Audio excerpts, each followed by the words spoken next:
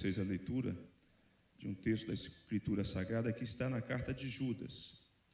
Eu quero partilhar com você os 2 primeiros versos que se encontram nessa carta e os 2 últimos versos.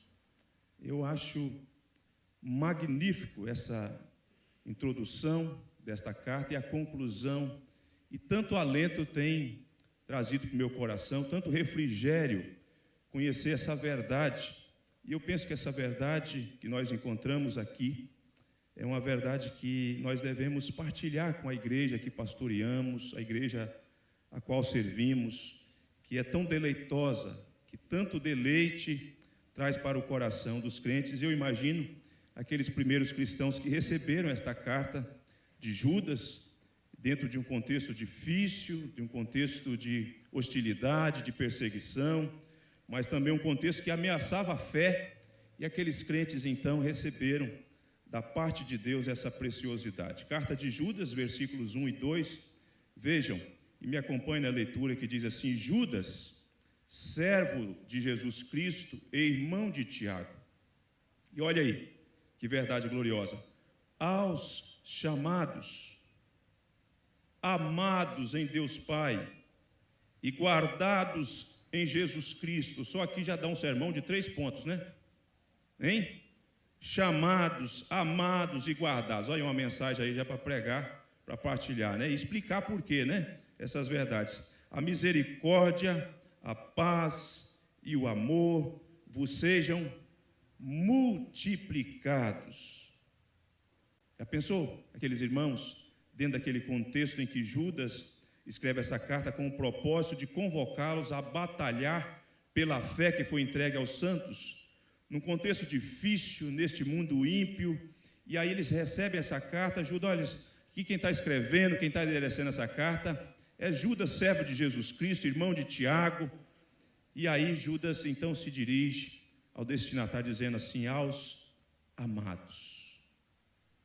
Meus irmãos, como é bom ouvir da parte de Deus e saber da parte de Deus que nós somos amados, que nós somos amados. No mundo, quando as pessoas são tratadas como objetos, quando as pessoas são desvalorizadas, quando as pessoas não são notadas, Deus se dirige a nós, por meio da sua palavra, dizendo: vocês são amados, vocês são os meus amados. Eu amei vocês com amor eterno e com benignidade vos atraí. Como a nossa igreja, como nós como igreja precisamos ouvir essa verdade acerca desta verdade gloriosa de que nós fomos chamados e amados e somos guardados. Quem é que guarda a igreja? É o Senhor Jesus. As ameaças existem, as conspirações o tempo todo, as circunstâncias são difíceis, mas Deus vem ao seu povo e diz assim: vocês que foram chamados, vocês que são amados e vocês que são guardados em meu Filho Jesus. E aí Judas diz: olha, a misericórdia, a paz, o amor vos sejam multiplicados.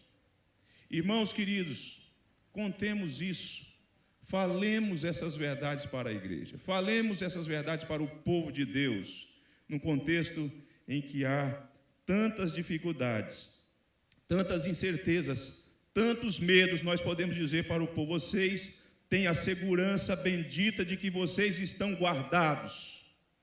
E aí, Judas, depois de trabalhar o propósito de falar dos falsos mestres que surgem, mas que por sua vez serão condenados, Judas então caminha para a conclusão desta carta com essa doxologia, com essa verdade gloriosa, versículo 25, ou 24 e 25, quando ele então conclui dizendo assim: ora, aquele que é poderoso para vos guardar de tropeços, para vos apresentar com exultação, imaculados diante da sua glória. Quem são esses que serão guardados, irmãos, por este Deus poderoso dos tropeços e para apresentar com exultação? São aqueles que foram chamados, são aqueles que foram amados e são amados, e são aqueles que estão guardados. Deus é poderoso. Vocês que foram chamados, vocês que são amados, vocês que são guardados, o poderoso vai vos guardar de tropeço. Não vai ficar ninguém no meio do caminho perdido. Ele vai vos apresentar com exultação, imaculados. Ninguém vai ficar contundido pelo meio do caminho. As contusões vêm, mas a mão da graça, da bondade e da misericórdia há de conduzir aqueles que foram chamados, amados e guardados. Ninguém vai ficar no meio do caminho. Maravilhoso, não é verdade? Quando tantas incertezas, tantos medos assaltam os corações das pessoas, o Senhor diz assim: olha, fique certo. A palavra de Deus vem: fique certos de que aquele que é poderoso para vos guardar e para vos apresentar com exultação, imaculados diante da sua glória. Descanse nele.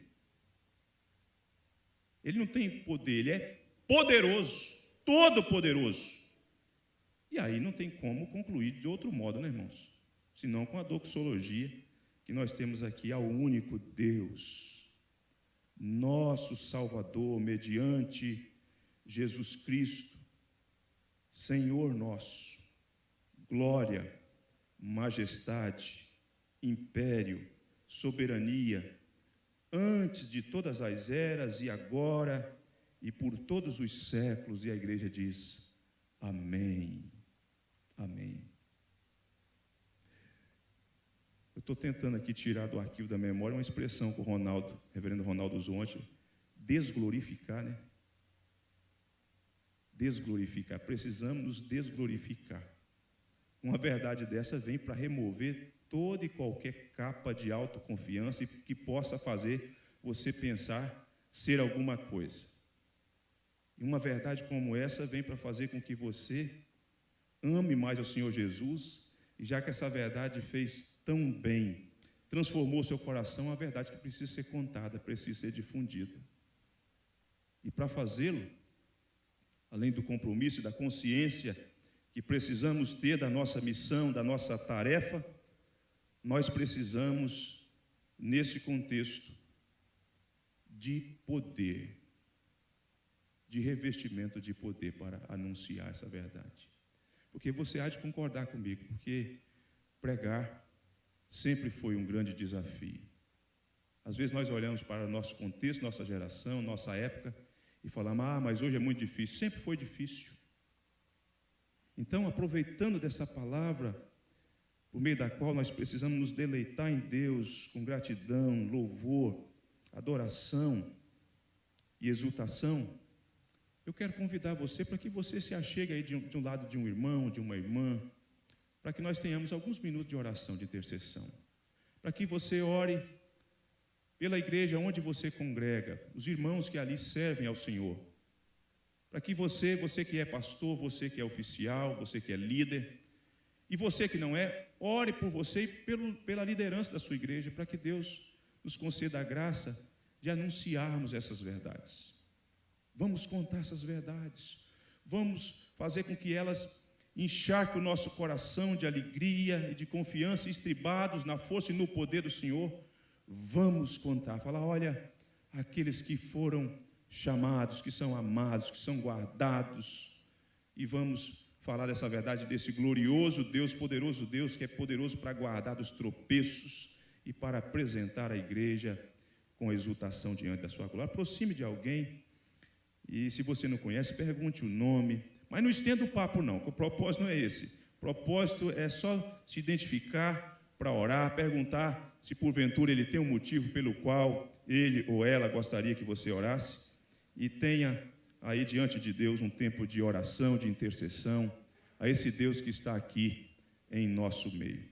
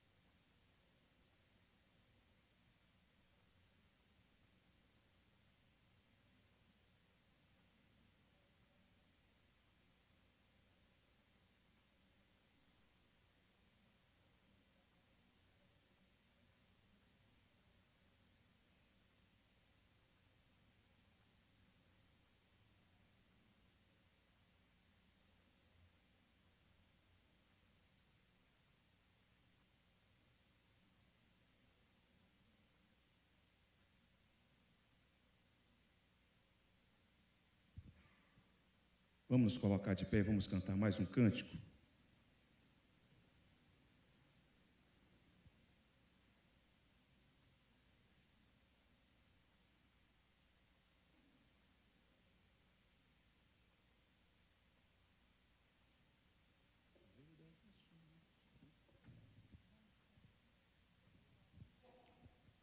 Vamos declarar essa verdade gloriosa. Grandes são as tuas obras, Senhor Todo-Poderoso. Justos e verdadeiros são os teus caminhos.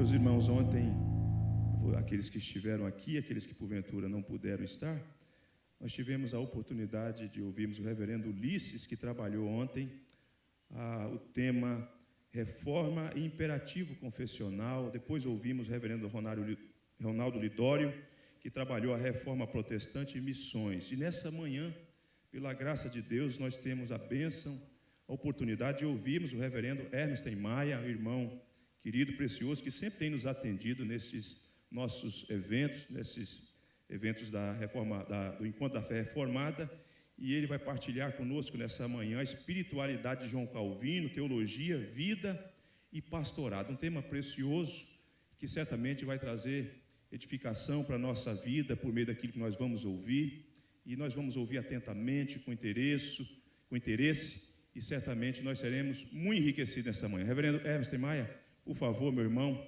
é uma alegria para nós, para o Conselho da Primeira Igreja Presbiteriana de Vitória, a igreja e toda a igreja da nossa região, ouvi-lo nessa manhã, e nós esperamos e desejamos que o Senhor Deus lhe ajude no labor da docência nessa manhã para nos enriquecer.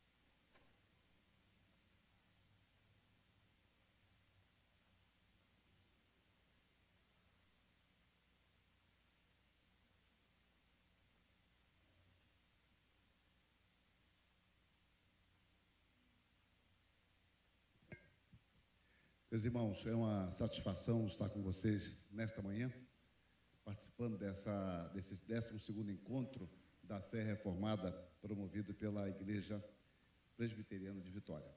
Na pessoa do reverendo Jailton, presidente do Conselho, eu agradeço o convite feito pelo Conselho da Igreja para integrar este evento, participando como preletor nesta ocasião tão importante para nós, que comemoramos a Reforma Protestante, os 500 anos da Reforma Protestante, em oportunidade de estudo e de aprendizado, e também de edificação.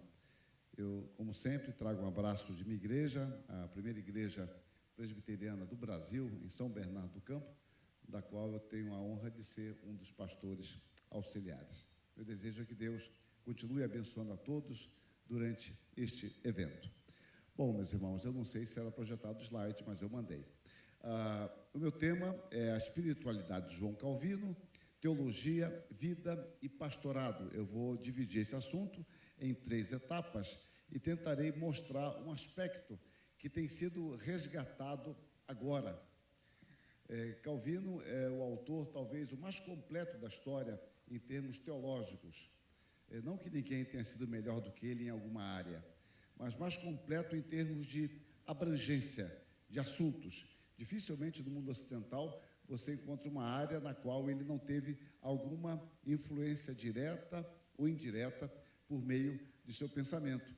Mas hoje eu quero chamar a atenção de vocês para o aspecto da espiritualidade, que é um assunto que foi relegado, digamos assim, a um segundo plano, e a partir talvez de uns 10 anos para cá, mais ou menos, é que esse assunto, espiritualidade, tem voltado e tem sido descoberto.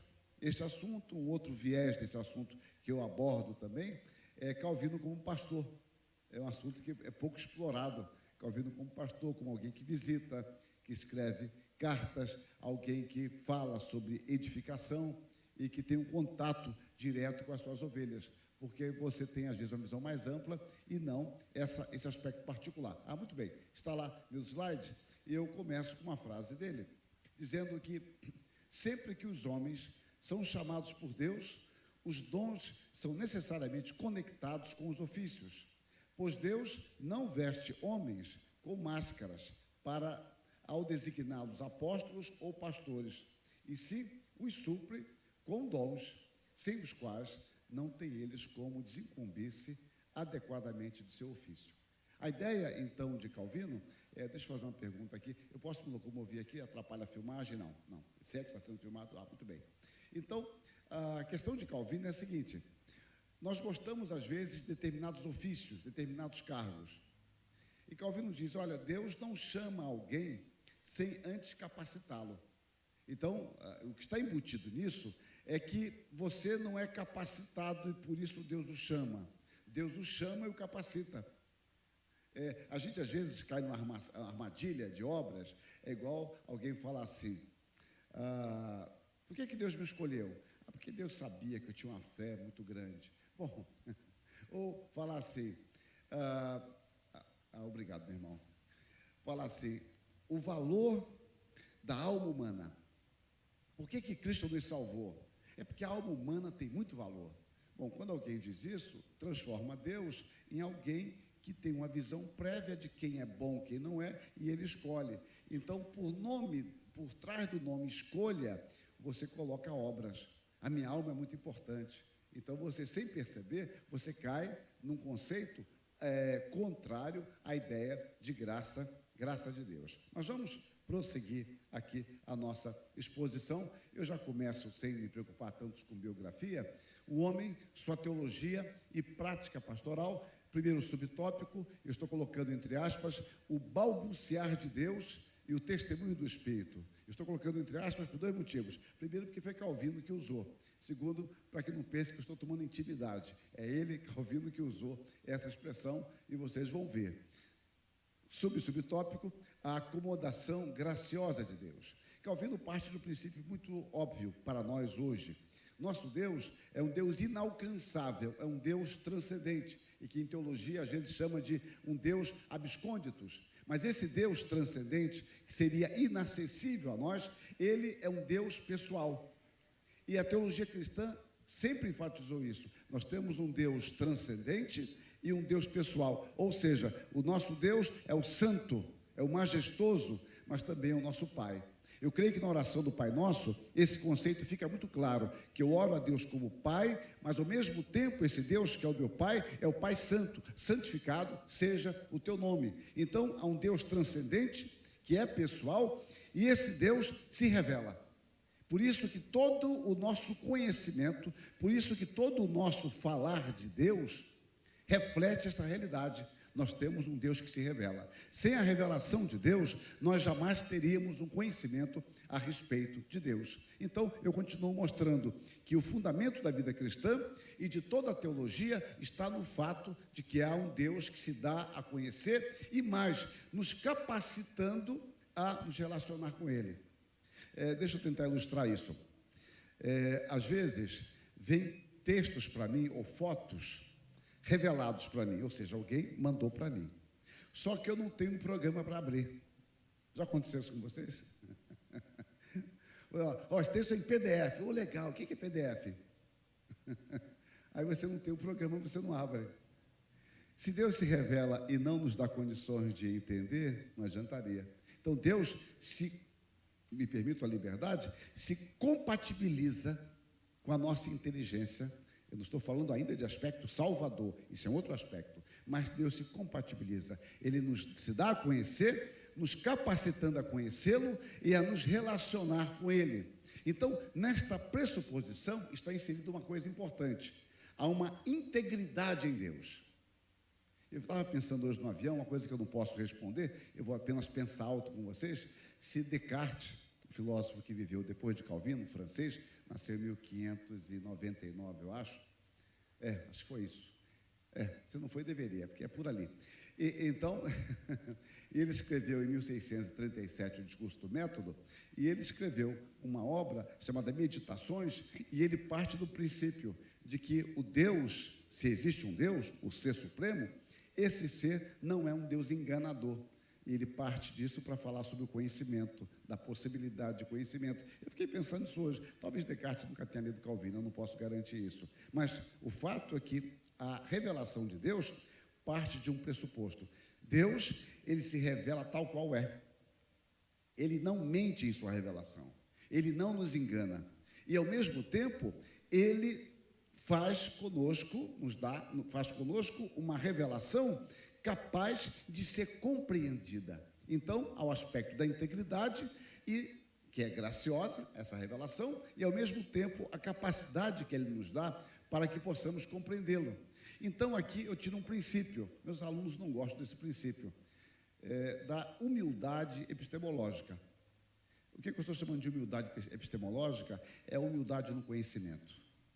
Nós não somos donos da verdade. Nós não dominamos toda a realidade.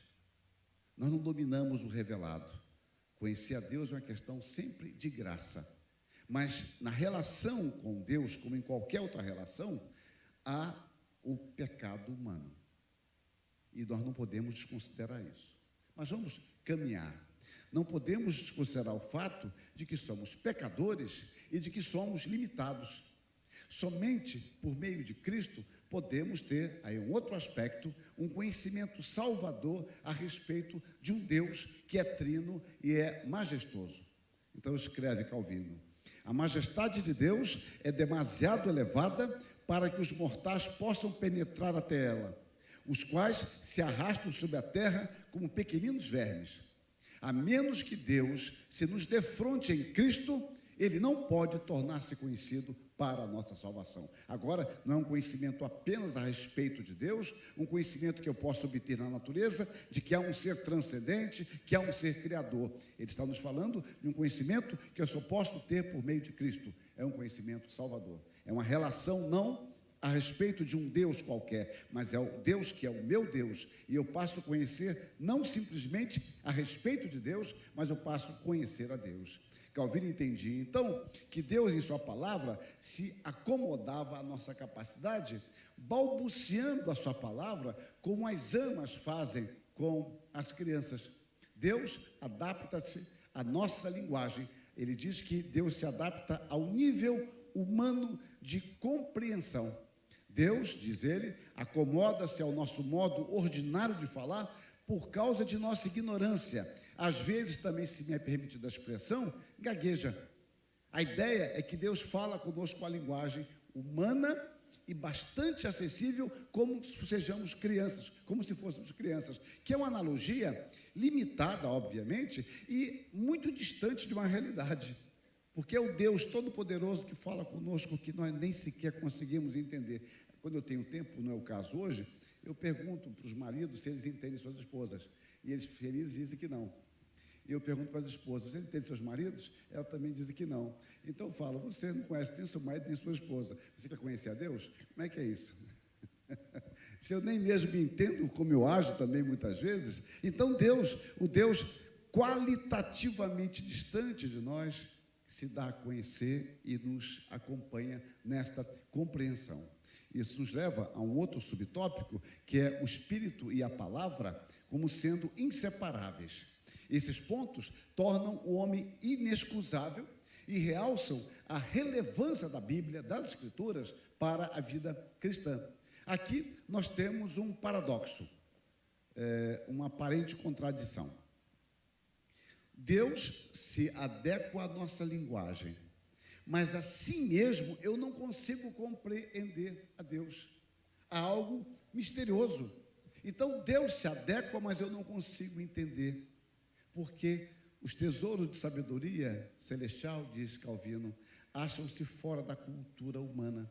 E aí que entra, vamos dizer assim, a ação iluminadora do Espírito, para que possamos conhecer as Escrituras e não nos determos nela, mas sermos conduzidos a Cristo, porque o próprio Jesus Cristo diz: examinai as Escrituras, porque julgaste ter nela a vida eterna, e são elas mesmas que testificam de mim. Então, todos somos incapazes de entender os mistérios de Deus, até que Ele mesmo, Deus, venha ao nosso encontro pela graça e nos dê a conhecer, nos ilumine. Diz ele: a palavra de Deus é uma espécie de sabedoria oculta, a cuja profundidade a frágil mente humana não pode alcançar. Assim a luz brilha nas trevas, até que o Espírito abra os olhos ao cego. Ou seja, a palavra acaba sendo um estímulo que não encontra a resposta em nós, porque nós estamos cegos. É uma luz que não diz nada a nós, até que o Espírito abra os nossos olhos. Diz mais ele: de nenhum efeito é a palavra sem a iluminação do Espírito Santo. Da mesma forma, a palavra não pode ser separada do Espírito, que é uma tentação grande, como imaginam os fanáticos, que desprezando a palavra, ufanam-se do nome do Espírito e incrementam coisas como confidenciais em suas próprias imaginações. É o espírito de Satanás que é separado da palavra, a qual o Espírito de Deus está continuamente unido. Porque é uma tentação grande para nós. Você supostamente fica com a palavra, mas sem o Espírito. Então você começa agora a criar suas teologias. Ou você se arroga no direito de ter um contato íntimo com o Espírito, a revelia da palavra. Então você cria agora uma relação totalmente diferente, estranha e alheia e contraditória à palavra. E ele diz: nós não podemos separar isso, nunca. A palavra está sempre associada ao Espírito, e o Espírito age por meio da sua palavra. Daí, um princípio importante para nós é a autoridade relativa. Nenhum teólogo, nenhum pastor, nenhuma teologia tem autoridade de si mesma. Calvino, ele coloca isso de forma muito clara. A gente poderia dizer que ele dá um tiro no seu pé, um tiro proposital, diga-se de passagem, proposital. No prefácio à edição francesa das Institutas, essa edição de 1541, que nós temos em português, esse prefácio dele, esse conselho, permanece para toda a sua obra e todas as demais obras. Ele diz: importa em tudo quanto exponho recorrer ao testemunho da Escritura, que aduzo para ajuizar da procedência e justeza do que afirmo. Ou seja, eu penso que estou escrevendo à luz da Escritura, e eu remeto vocês às Escrituras, mas quem vai autorizar o que eu estou escrevendo é a Escritura. Então você sempre volte às Escrituras. Lembre-se dos crentes de Bereia, lá em Atos 17, 10 e 11. Então, volta à Escritura. A autoridade, ela não é por si só. Eu não tenho autoridade como ministro por mim mesmo. Se eu negar essas Escrituras, eu perco a minha autoridade. Eu não posso me arrogar: não, olha, eu tenho autoridade para falar. Não.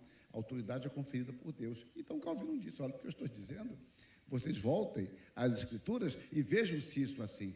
Porque a minha autoridade é relativa ou derivada. Somente as Escrituras têm uma autoridade absoluta.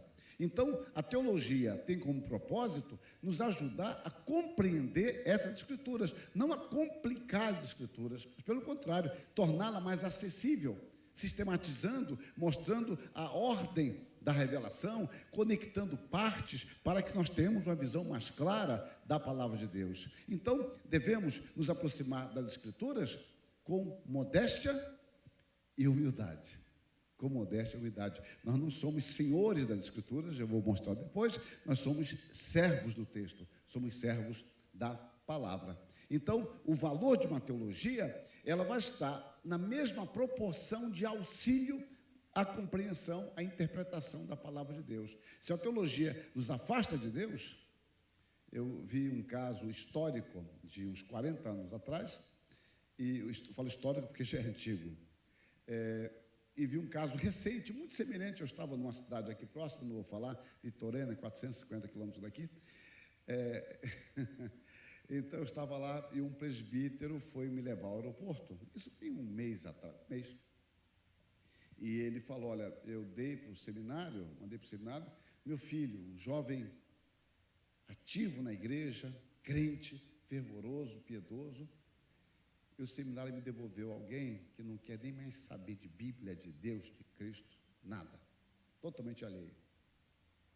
É algo muito curioso isso. Supostamente porque aprendeu teologia. Mas certamente essa teologia não é a teologia que parte das Escrituras Sagradas, porque a teologia nos aproxima de Deus, porque nos leva a conhecer mais a palavra que aponta para Jesus Cristo. E o Espírito de Deus nos acompanha neste caminhar. Então, desta concepção, subentende-se uma distinção que não foi feita por Calvino, mas foi feita por um teólogo importante do século XIX e século XX, Abraham Kuyper. Embora os termos não são de Kuyper também, é de Polanos, mas não vem ao caso agora, mas Kuyper usou uma distinção importante. É que a teologia, ela não é nunca arquetípica, ela nunca é o fundamento, ela nunca é a base, ela é uma cópia. A teologia tenta copiar as Escrituras. O limite, então, de nossa fé não é a teologia ou os nossos credos ou as nossas confissões, por melhores que sejam. O limite é a palavra de Deus. Uma teologia que seria o fundamento arquetípica, se é que podemos falar assim, pertence a Deus, porque somente Deus se conhece perfeitamente. E nós não, nós tentamos nos aproximar pela graça disso e ter um conhecimento genuíno, ainda que não exaustivo, da revelação de Deus. O segundo aspecto é que a teologia, ela não termina em conhecimento teórico e abstrato. Eu tenho me incomodado já há algum tempo, porque é o seguinte, em geral, tudo que é bom traz efeitos. E alguns efeitos colaterais não são os melhores, É bom beber água, mas se você beber demais, tem efeitos colaterais que não são os melhores também. Nós temos visto um interesse grandioso por teologia, que isso me fascina muito. Eu tenho observado isso, não quer dizer que isso tem a ver com a minha observação, mas eu me lembro de comentar isso já há uns 20 anos, 18, 20 anos. Jovens, muitos jovens interessados por teologia, muitos jovens e tal. Isso tem gerado muitos debates. Aí é um ponto que eu tenho sempre tido restrição, né? Cautela. Há o espaço para apologética, para o debate, etc., para a defesa da sua fé. Mas isso não pode ser o ponto que me domine o tempo todo. E eu comecei a observar agora eu vou começar a observar, e hoje eu estou apenas pensando alto. No futuro eu sistematizo uma hipótese melhor. É que isso tem gerado em jovens uma paixão pela teologia, mas não pelo trabalho. Então é uma coisa muito curiosa. É uma coisa que eu comecei a pensar. Eu estava numa cidade, mas eu não vou dizer onde, e eu comecei a observar isso. O pessoal debate teologia, você faz o quê? Para a casa dos meus pais, tal, muito bem, você estuda? Eu parei por enquanto, etc. Quero ser pastor. Ixi. Bom, cantei, eu venho como estou, pensei comigo. Bom, mas o fato é que eu comecei a observar, é cedo ainda, eu estou apenas pensando alto com vocês, que as pessoas estão se desviando um pouco do seu itinerário. Estão pensando em teologia como conhecer pelo conhecer, para debater, para derrotar o outro, mostrar que o outro não sabe nada, que ele sabe mais, que já é um equívoco total. Depois eu começo a achar que isso é ser pastor. Eu tenho certa habilidade, eu conheço mais do que os outros, faço perguntas, eu uso uma expressão que não é do tempo de vocês, para provocá-los, pergunta de algibeira. No meu tempo de estudante falava isso, é aquela pergunta que o cara tinha guardada, né? No bolsinho, né? Então ele puxava do bolso a pergunta. Todo mundo que vai naquela igreja já até sabe. E fulano pediu a mão, levantou a mão, já sei que ele vai perguntar. Quantos filhos Caim teve e tal? Então vai ser um negócio. Bom, então as pessoas começam a se especializar em perguntinhas de algibeira, para complicar, para debater, a tal ponto que você não consegue ir do aeroporto a um lugar sem alguém vir no carro junto com o motorista, te fazendo perguntas teológicas. Gente, desculpa a expressão, é um inferno esse negócio. É um negócio terrível, a ponto de um colega meu, quando aceitou um convite, as condições eram que ninguém ficasse discutindo teologia com ele no carro. Quer dizer, falei, olha, esse cara tem razão, que deve ser interessante. Eu acho que ele chegava rouco no ambiente e não tinha mais ânimo. Então, eu estou ilustrando isso para falar que, às vezes, há um desvio. A teologia, ela se planifica num conhecimento prático e vivencial de Deus. por intermédio da sua revelação. Não é apenas algo que, como diz Calvino, voluteia o cérebro. Não, é algo que tem a ver com a minha vida, com a minha prática, com a minha forma de viver. A maneira como eu creio interfere, direciona diretamente a minha existência. Conhecer a Deus, então, é obedecer a seus mandamentos. Por isso que o interesse puramente acadêmico pela teologia é incapaz de contribuir por si só para a solidificação da teologia e da fé da igreja. A teologia é uma expressão de fé amparada na palavra. É uma expressão de fé, mas amparada na palavra. Quem vai corrigir a minha fé é a palavra. Eu não vou modificar a palavra a partir do que eu creio, mas o que eu creio deve ser corrigido, elaborado, aperfeiçoado, aprofundado a partir da palavra de Deus. Um autor contemporâneo, Ars Magrath, coloca que a teologia é serva da igreja. E é isso mesmo. A grande virtude de quem serve é ser encontrado fiel. O que Paulo diz quando trata dos mordomos, né? De onde vem a palavra lá, economista, que cuida da lei da casa, da despensa, ele diz: o que se requer do dispenseiro é que ele seja encontrado fiel. Ele pode não ter algumas virtudes, mas a fidelidade ele tem que ter. Ele cuida da despensa e tem que cuidar com integridade disso. Então, o teólogo não pode ter outro propósito, isso é uma decorrência do pensamento de Calvino, do que o glorificar a Deus por meio da compreensão fiel das Escrituras e o seu ensino ao povo de Deus. A igreja, ela é alimentada pela palavra. As nossas teorias, por mais imoda que estejam, por mais bem aceitas que seja o nosso grupo social, ou clube de amigos devotos, jamais poderão ocupar o lugar da palavra de Deus. Porque eu tenho pensado nisso, e quando eu penso nessas coisas, eu sempre fico pensando em mim mesmo, né? Se a gente não corre o risco de gostar muito das nossas ideias. É muito perigoso quem gosta muito de si mesmo, né? O cara fala e faz uma pausa, olha assim para o lado, né, para ver, olha só, olha como é que eu sou bom. É bom nada, é um miserável. Bom, mas então você começa a gostar muito das suas teorias e o pessoal gosta, fala, ó, arrebentou, igual uma história que eu ouvi uma vez, que deve ser piada, de um pastor, não era reverendo não, era pastor. Então, era essa piada de presbiteriano, desculpe-me. Então, ele esqueceu de desligar o microfone, fez uma palestra empolgante para ele, pelo menos. Então, aí quando ele foi com o microfone, ele sentou perto da esposa e falou: arrebentei. Todo mundo ouviu. Arrebentei, né? Nossa, Deus me livre, né? Por isso que quando eu falo com a minha esposa, eu desligo antes. Estou brincando com você. Bom, então, se você gosta muito de se ouvir, é muito perigoso. As suas ideias, e você pode ter um clube de adeptos, amigos devotos a você. Esta prática, infelizmente não rara, denota com frequência a perda de confiança na autoridade e suficiência das Escrituras. Você começa a criar pretextos, artifícios, teorias para supostamente sobrepor-se à Escritura, que você tem algo mais importante e mais digno de dizer para a sociedade contemporânea. O pregador proclama a palavra de Deus. Para que isso seja feito com fidelidade, é necessária uma interpretação cuidadosa do texto bíblico, considerando o seu contexto, uma exegese bem feita, aprendida com os profetas, com os apóstolos, com Jesus Cristo, a fim de que ensinemos com fidelidade o que o texto diz. Meus irmãos, nós aprendemos a interpretar a Bíblia vendo como os servos de Deus, inspirados, interpretaram as Escrituras sagradas. O texto não pode ser um passaporte para nossas ideias, ou um estranho ao qual fomos apresentados e que talvez em algum momento nos encontremos durante a pregação. Essa é uma piadinha do John Stott, se não me engano é dele, de que o pregador lia o texto, fechava o texto e falava: olha, qualquer hora a gente se encontra. Aí começava a falar, e talvez em algum momento voltasse ao texto. E é isso que eu estou dizendo, né? Em algum momento nos encontremos durante a nossa pregação. Ao contrário disso, o sermão parte do texto. É preciso cultivar a honestidade para com o texto. Honestidade, até para dizer: olha, eu não sei. Respeitando dentro de seu contexto.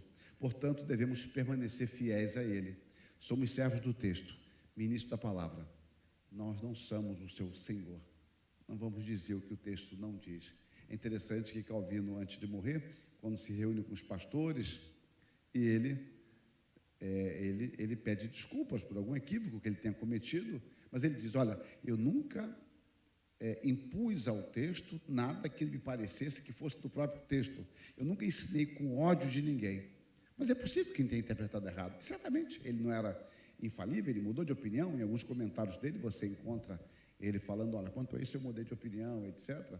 Isso é natural. Mas a ideia de que você não se põe sobre o texto.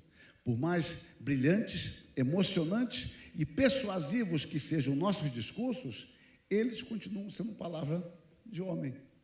O sermão se torna a palavra de Deus quando você expõe a palavra de Deus. Quando não, não. A palavra de Deus é o que é, mas o nosso sermão só se torna se você for fiel expositor da palavra. O critério de avaliação do que ensinamos deve ser sempre a poderosa e viva palavra de Deus. Isso nos basta. Deus transforma pecadores por meio de sua palavra, não por intermédio de nosso discurso. Nosso discurso não transforma pecadores. Nosso discurso não regenera ninguém. Quem faz isso é Deus por meio da sua palavra, é o Espírito por meio da sua palavra. Então, o pregador só será relevante para a igreja sendo seu servo. É isso que é difícil para nós, às vezes, entender. Quando nós somos servos do texto, e obviamente servos de Deus, porque a palavra é de Deus, nós nos tornaremos relevantes onde estivermos. Mas só se pode ser servo da igreja, enquanto pregador, quando nos tornarmos servos da palavra do Senhor, nem mais, nem menos. A palavra de Deus deve ser a nossa lente escrutinadora, para que possamos saber ler a realidade e aplicar os ensinamentos bíblicos aos nossos ouvintes. Então, nós estamos lendo a realidade. E nem tudo aquilo que está na moda será o melhor, nem será ruim necessariamente. Mas nós temos que aprender a olhar por meio da palavra, usando aquela figura tão conhecida de Calvino, dos óculos. Né? Nós somos míopes e enxergamos a realidade, ou pelo menos devemos enxergar, pela ótica da Escritura, ou pelas lentes das Escrituras, e ao mesmo tempo analisar o que estamos vivendo hoje e tentar aplicar a palavra a esses desafios com os quais nos deparamos. Necessitamos, portanto, de um estudo da palavra e de oração, suplicando a Deus que nos dê discernimento, que nos dê sabedoria do alto, para que apresentemos a doutrina bíblica de forma positiva, de forma clara, objetiva e, portanto, eficaz. Calvino, em todo o seu ministério, dedicou-se intensa e incansavelmente à pregação da palavra. A pregação é o meio, é o método estabelecido por Deus para conduzir o seu povo a Deus. Os judeus queriam sinais, os gregos queriam sabedoria. Mas Paulo fala, olha, aprove a Deus salvar os que creem pela imbecilidade e idiotice da pregação, que nós traduzimos, em geral, por loucura. Mas é imbecilidade uma tradução mais literal. Aquilo que se chama de imbecil foi o método estabelecido por Deus. Calvino acredita que Deus emprega a sua palavra como instrumento para a restauração de nossas almas. Por sua vez, sem oração, jamais seremos competentes suficientemente. Antes de suas exposições bíblicas, Calvino costumava fazer a seguinte oração: conceda ao Senhor que nos ocupemos em contemplar os mistérios de sua sabedoria celestial com devoção realmente crescente, para a glória sua e edificação nossa. Somente com a contemplação adequada, uma compreensão adequada da palavra, nós poderemos de fato glorificar a Deus e sermos edificados. Então, a teologia, portanto, nada tem a dizer além das Escrituras. Se ela não disse, a gente gasta às vezes tempo enorme querendo saber coisas que Deus não disse. E eu fico pensando com meus botões, se Deus achasse aquilo relevante, Ele não nos daria a conhecer? Se aquilo fosse relevante para nós mesmos, será que Ele não daria a conhecer com maior clareza, pelo menos? Bom, é a minha maneira de entender. A teologia não substitui nem completa a palavra. A teologia é serva da palavra. A teologia brota dentro da intimidade da fé daqueles que cultuam a Deus e comprometem-se com a edificação da igreja. é um pensar diferente, é um pensar crendo. A gente pode fazer aqui um colóquio depois, de 10h30 a 10h55, ao invés de comprar livros, sobre a importância do chuchu na vida intelectual do pensador brasileiro. Bom, eu posso fazer isso com muita tranquilidade. Primeiro que eu não gosto de chuchu. Segundo, não sou intelectual brasileiro. Terceiro, eu não como chuchu. Então, gente, é uma discussão, para mim, plenamente objetiva, sem problema nenhum, etc. Mas agora, se for falar sobre a importância da picanha para o sono da tarde, pós-almoço, gente, aí é importante para mim, porque eu gosto de picanha, né? Não só eu, pelo que eu já vi aqui, né? Porque é uma coisa diferente. E eu reparo, eu estou falando de coisas muito simplórias, mas algo que me envolve. E eu me envolver não tem que ser algo simplório, pode ser algo muito mais sério. Pode ser a minha questão com a minha esposa, meus filhos, o problema com o meu filho ou com a minha filha, a questão do meu neto, ou de educação, ou de posicionamento, uma resposta a algo que acontece na sociedade, que eu tenho que me pronunciar. O que eu estou querendo dizer é que quando aquilo não tem nada a dizer a você, você trata daquilo sem grande importância. Eu vou discutir se Vitória tem muito ônibus ou pouco ônibus, se as linhas passam cumprindo o seu horário dominical de hora em hora, tal, como é que é. Mas eu não ando de ônibus. É diferente essa discussão do que, na realidade, eu dependo daquilo. Se aquilo tem a ver com a sociedade, que eu estou totalmente comprometido com ela, inclusive eu estou inserido nela.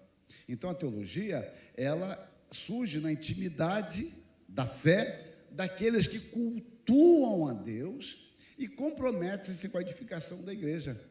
Então, eu digo em outro texto meu, que um perigo do teólogo é se tornar fofoqueiro. É um grande perigo para o teólogo. Ele fala de um Deus que ele não conhece. É fofoca, não é teologia. Bom, isso eu não falo aqui, isso aqui é meu correio, eu falo em outro lugar. Daqui a pouco acaba o meu assunto. Calvino sustentava que o mesmo Espírito que inspirou o registro das Escrituras nos convence da autoridade de sua palavra, concedendo-nos discernimento espiritual. O testemunho do Espírito é mais relevante e eficaz do que qualquer argumento arrazoado humano. Ele não discordava do argumento humano, pelo contrário, da tentativa de persuasão. A própria carta que ele escreve ao rei Francisco, prefaciando as Institutas, ele quer persuadir aquele rei sobre o fato de que os protestantes, que ainda não tinham esse nome, aliás, já tinham esse nome, mas que os protestantes, ele que não usa esse nome, não são aquilo que estavam dizendo. Como identificar a igreja? Ele dá as duas marcas da igreja que ele identifica: a pregação da palavra e o exercício e a prática dos sacramentos. A disciplina Calvino não colocou como marca da igreja, isso é uma questão posterior. Então, ele vai dizer, olha, a igreja é essa, veja o que nós ensinamos, que pregamos. Ele está querendo persuadir, então não há nenhum mal quanto a isso. É óbvio, vejam Atos 17, de 1 a 4, Paulo tentando persuadir os seus ouvintes. Mas o que ele entende é que o testemunho do Espírito é mais relevante e eficaz, embora o testemunho do Espírito não exclua o uso de nossa inteligência na apresentação do Evangelho. A palavra de Deus, ela jamais poderá ser recebida salvadoramente sem o ensino do Espírito. É Ele quem, de fato, abre as Escrituras diante de nossos olhos, nos capacitando a enxergar o Evangelho da glória de Deus. Eu posso e devo abrir o texto, mas quem abre o coração é o Espírito. E eu estou jogando com essas duas, abrir, porque a palavra no Novo Testamento é mesmo. Expor é abrir. E é o Espírito quem abre o coração de Lídia para entender. É o Espírito quem abre os olhos dos discípulos, lá em Lucas 24, para compreenderem a palavra, depois de Cristo abrir o texto e falar tudo o que estava dito sobre ele na lei, nos salmos e nos profetas. Agora, cabe a nós abrir o texto, expor o texto. Mas é o Espírito quem abre o coração. E o caminho ordinário usado por Deus é abrir o coração por meio da abertura da palavra.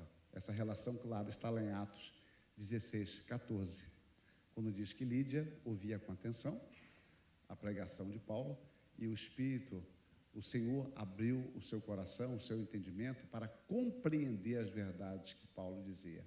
Então, ela podia entender intelectualmente a mensagem. Era uma mulher culta, inteligente, era uma mulher educada. A ideia de escutar ali parece que é escutar com atenção, mas o Senhor que abriu. Paulo não podia fazer isso, mas ele podia expor o texto. Isso ele fez com fidelidade. Então, precisamos abrir o texto, expô-lo com integridade e deixemos com Deus o fato de que Deus é quem abre o coração. Cada homem, diz Calvino, é cego, até que Deus também ilumine os olhos do entendimento do homem, admitindo que Deus nos provê luz por meio de sua palavra. O profeta tem em mente, ele se refere ao salmista, o profeta tem em mente que somos cegos em meio à mais clara luz, enquanto Deus não remove o véu de nossos olhos. Reparem, muito claro o que ele está nos dizendo. Contudo, não é o testemunho interno do Espírito, que sem dúvida é importante, etc., que torna a palavra autoritativa. Então, vamos ter cuidado aqui. A palavra de Deus é o que é, e pronto.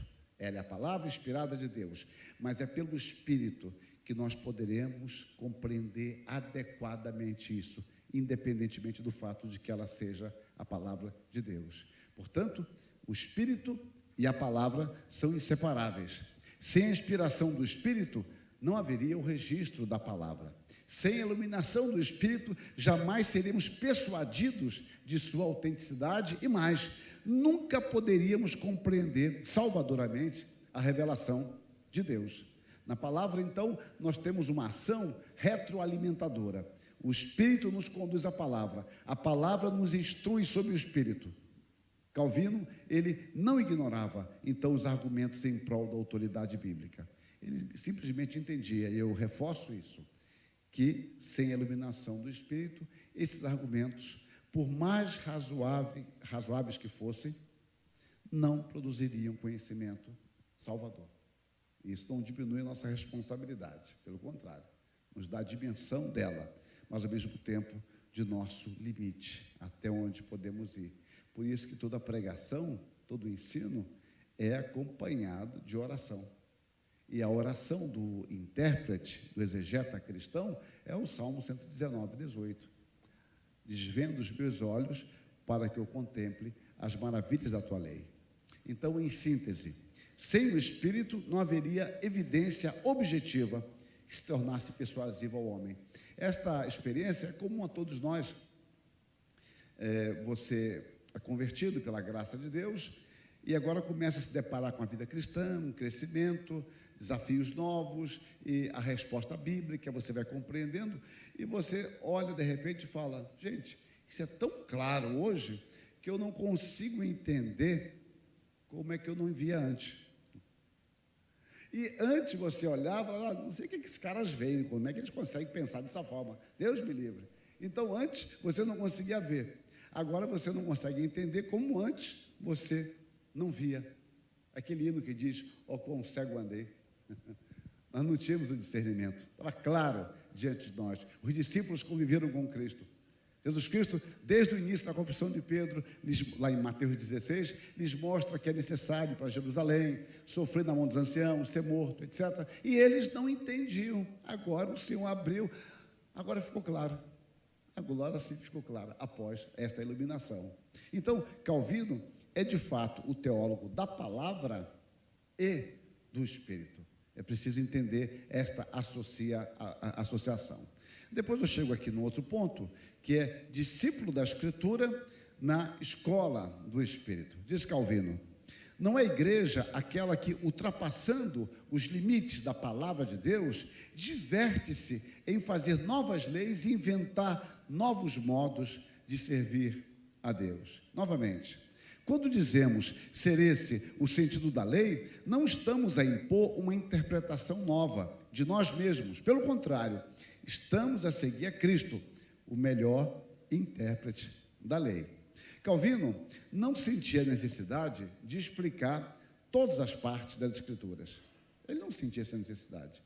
Se ele não sabe, ele não sabe. Se a Bíblia não revelou, não sei. E pronto. Isso ele aprendeu muito com Agostinho, lendo Agostinho.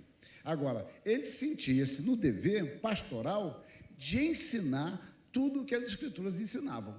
Então, o que as Escrituras ensinam, ele sente-se na obrigação de fazê-lo.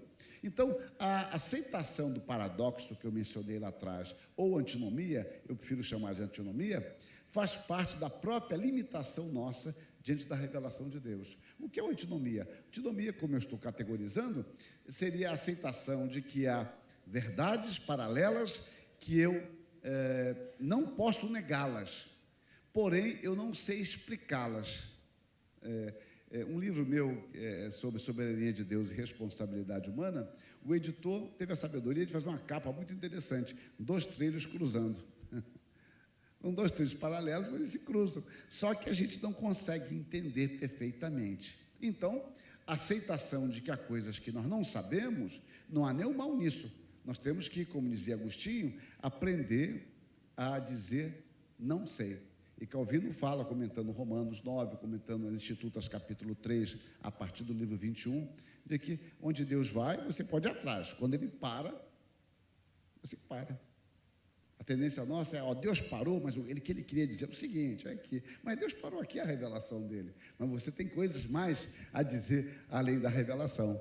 Então, a Escritura é suficientemente clara, mas não absolutamente clara em todas as coisas. A própria Confissão de Westminster, capítulo 1, seção 7, já nos instrui. Na Escritura, não são todas as coisas igualmente claras em si, nem do mesmo modo evidentes a todos. Contudo, as coisas que precisam ser obedecidas, cridas e observadas para a salvação, em uma outra passagem da Escritura, são tão claramente expostas e aplicadas, que não só os doutos, mas ainda os indoutos, no devido uso dos meios ordinários, podem alcançar uma suficiente compreensão delas. Isso é um ponto de que você compara a Escritura com a Escritura, é um assunto que eu quero amanhã tratar, ainda aqui rapidamente. Então, Calvino, jamais considerou como tarefa da teologia conciliar aparentes paradoxos, que considerava mistério das Escrituras. Ou seja, eu não posso negar essas verdades, mas eu não sei explicá-las, e pronto, mas eu não posso negá-las, elas são bíblicas.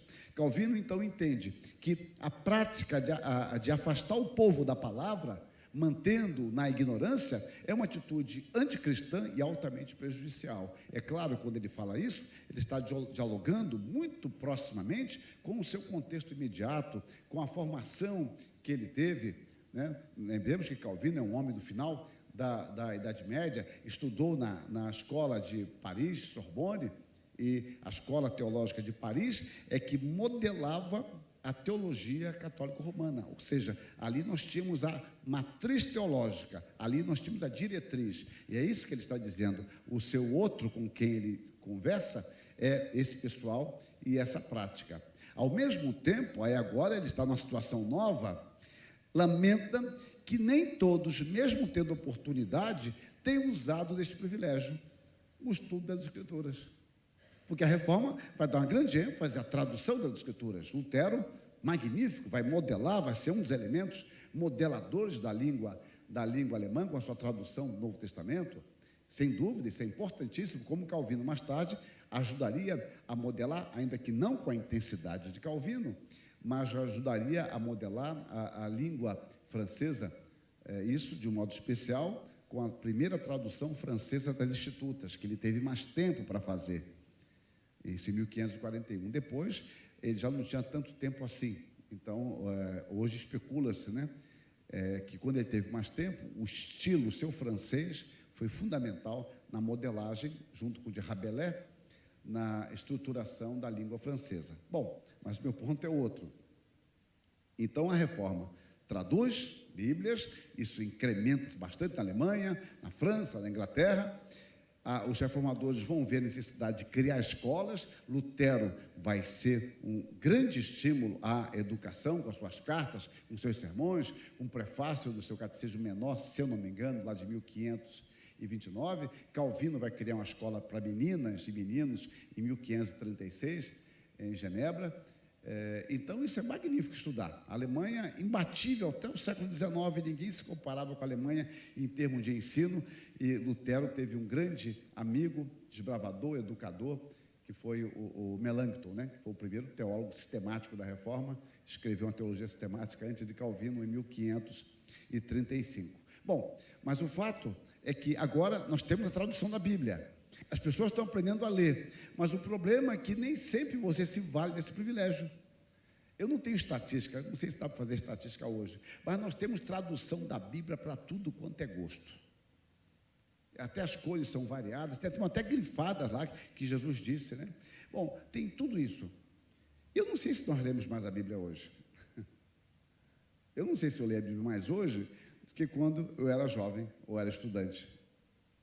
Não sei. Então, o fato de que Calvino comenta é que mesmo as pessoas tendo agora acesso às Escrituras, ele é abandonado ou não é prestigiado. Então, ele diz, quando negligenciamos tal disciplina, nos tornamos insensíveis e destituídos de todo e qualquer discernimento. Isso me leva ao aspecto da miopia e discernimento.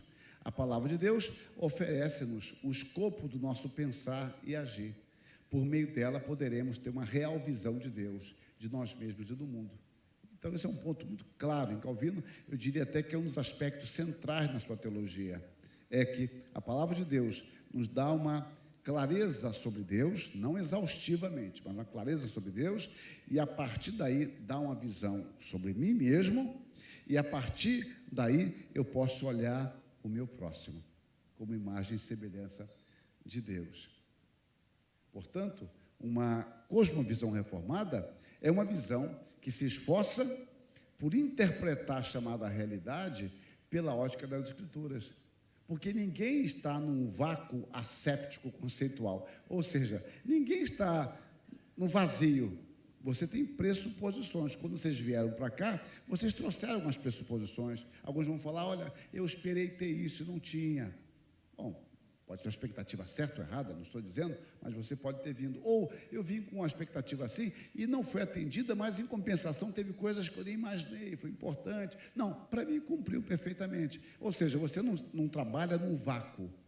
Ninguém trabalha num vácuo. Então, nós devemos tentar olhar a realidade pela ótica das Escrituras. As Escrituras têm também questões culturais, mas não são questões determinantes de uma teologia. São coisas tão óbvias que você percebe, são aspectos culturais, como a saudação, o horário de oração e assim por diante, são coisas de uma época e de um contexto, mas o aspecto teológico é muito claro nas Escrituras, e nós temos que aprender a olhar a realidade pela ótica da palavra.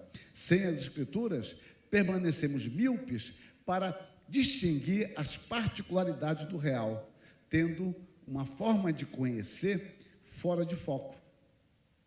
Não há pessoas que têm, como teólogo, são bons fotógrafos, que conseguem tirar boas fotos, e tem uns que falam, não. Toda foto ele corta a cabeça, corta o pé, corta a lateralidade do sujeito, aí ele vai tirar uma foto sua, tira lá, não sei de onde, do vitral, e cadê você? A orelha. Bom, está certo que a orelha era projetada para o lado, mas o fato é que alguém tirou fora, ou quando sai de foco. Hoje as máquinas são muito poderosas, né? Quando eu era menino, eu trabalhei nesses fotos de praça, acho que não tem mais hoje, não? Tem? Como é que chama aquele foto? Lambe-lambe, é isso mesmo, né? Então, eu trabalhei nisso, tinha uns 12 anos, naquela época a gente podia trabalhar criança, não podia ficar no sinal nem roubando na rua, mas trabalhar podia, é uma cultura diferente. Bom, mas então, tirar fora, aquilo ali fora de foco, era uma beleza para quem não sabia, ajusta aqui, ajusta ali e tal, e uma imagem fora de foco fica muito ruim a visibilidade. Hoje a máquina corrige sozinha, né, dá um choque em você para você tirar o dedo, as máquinas hoje são inteligentes, mas sem as Escrituras, então, você não consegue distinguir, a sua visão é muito embaçada da realidade. Somente e simplesmente a palavra. O conhecimento de todas as ciências não passa de fumaça quando separado da ciência celestial de Cristo. Ele não está dizendo que estudar, isso não é importante. É claro que é, e ele é um exemplo disso, e os teólogos reformados, e não só os teólogos reformados, os cristãos reformados, deram grandes contribuições na ciência, partindo do princípio da graça comum. Isso é uma vertente que não faz parte de minha palestra, mas muito desenvolvido pelos puritanos, a partir do século XVII. Mas o que ele quer dizer é que o conhecimento de Cristo dá sentido ao nosso saber. O que você estuda, o que você trabalha, você pode ter tudo isso sem um sentido, um objetivo claro. A palavra de Deus, que nos conduz a Cristo, dá um sentido da vida, do saber, do ter, do possuir, do fazer, do existir, confere sentido à vida. O estilo de Calvino. Por isso, é que o seu estilo é inconfundível. Você observa que ele evita discussões filosóficas, ele evita sutilezas gramaticais, fugindo sabiamente da aridez escolástica, de certos refinamentos exegéticos ou especulativos em questões periféricas.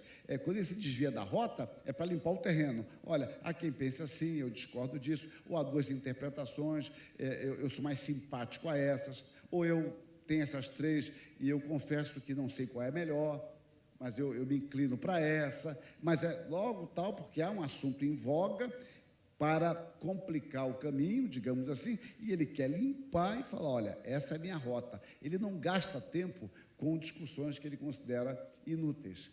Ele também não se perde com eloquência frívola, que quando muito serve apenas para revelar o que ele diz que é erudição ou simplória invenção, mas não contribuem para esclarecer o texto e edificar o povo de Deus. Ele diz que nada é mais importante do que granjear o respeito que produza a edificação da igreja. Na dedicatória do seu comentário de Oséias, ele escreveu: porque há muito tempo aprendi a não cortejar o aplauso do mundo. Se Deus me dotou com alguma inteligência para a interpretação da Bíblia, eu estou completamente convencido de que tenho fiel e cuidadosamente procurado excluir todo e quaisquer refinamentos estéreis, porém procuro ser aceitável, agradável e adequável às pessoas, preservando a genuína simplicidade, adaptada firmemente à edificação dos filhos de Deus, que não estando contentes com a casca, desejam penetrar no núcleo. É um comentário belíssimo dele, que não está publicado ainda até onde eu saiba. Há uma tradução na internet, eu acho que da Monergismo, se eu não me engano, ainda deve estar lá. Os instrumentos, então, são necessários apenas como auxílio para expor a palavra. A erudição, ela deve estar associada à piedade. Deve ser enfatizado, então, que Calvino usou como ninguém de todos os recursos de sua época para uma boa interpretação. Ele vai dispor o seu material de forma clara, lógica, simples, chamado, não sem razão, de príncipe dos expositores. A revelação, como eu disse há pouco, é o limite do nosso conhecimento. Não podemos, não devemos tentar ultrapassar o revelado.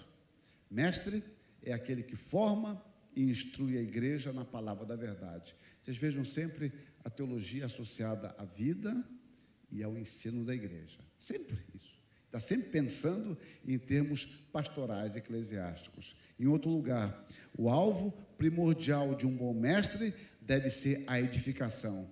E a essa questão ele deve pôr toda a sua atenção. E o Espírito, então, é o mestre. Eu devo acabar aqui, mais uns 2 ou 3 slides. Cada um deles eu gasto 15 minutos e eu acabo. Então, eu vou respeitar o horário. A função peculiar do Espírito Santo consiste em gravar a lei de Deus em nossos corações. O Espírito nos ensina por meio das Escrituras. Calvino gosta muito de uma expressão que ele usa em vários lugares. Ele chama a Escritura de escola do Espírito Santo, escola de Cristo, escola do Senhor, escola do Filho de Deus. E ele chama a igreja de escola de Deus. E também para o Espírito, ele em vários textos chama de mestre, o melhor mestre, ótimo mestre e o mestre interior. Calvino foi, sem dúvida, um servo do texto, guiado pelo Espírito, que nos deu o texto. O próprio Espírito que nos deu o texto é a quem ele procurou servir. Termino aqui, passei 2 minutos, me deram 2 minutos a mais, tá bem? Depois eu continuo, amanhã, Deus permitindo, a Escritura à luz da Escritura. Estou querendo ver um homem pastoralmente e vou prosseguir nisso. Que Deus nos abençoe. Amém. Muito obrigado. Rapidamente, algumas instruções. O espaço literário funcionará agora no intervalo e você pode adquirir excelentes obras. Eu quero recomendar aqui, segurar aqui, por favor, Fábio. Me ajude aqui. Obrigado, pastor.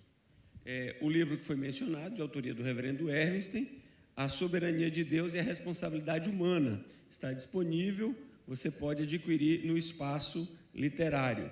Também do reverendo Hermsten, Introdução à Metodologia das Ciências Teológicas, você pode adquirir no espaço literário. O reverendo Hermsten falou sobre a diversidade de traduções, e além da diversidade de traduções, nós temos muitas Bíblias comentadas, né? A Sociedade Bíblica participa conosco e ela traz a Bíblia Missionária de Estudo, com diversos comentários de autores brasileiros, dentre eles o reverendo Hernandes Dias Lopes e o reverendo Ronaldo Lidório. Tá? Ela está disponível no espaço literário. No espaço literário nós temos diversas editoras e acolhemos aos nossos irmãos que participam conosco e que contribuem para o fortalecimento e o desenvolvimento do Encontro da Fé Reformada, os recebemos e os acolhemos com muita gratidão. Um recado especial para seminaristas e aspirantes ao Sagrado Ministério. Agora, no horário do intervalo do cafezinho, você não deve sair daqui, você deve procurar o reverendo Hermsten e trabalhar com ele a importante questão, o que Deus fazia antes de criar o homem. Tá? Então, eu quero desafiar seminarista, aspirante, não vá para o cafezinho, não dê paz ao reverendo Hermsten, ele deve responder o que Deus estava fazendo antes de criar o homem. Deus os abençoe. Rapidamente para o café e para o espaço literário. Voltamos às 9h55, quer dizer, 10h55. Rapidinho, turma.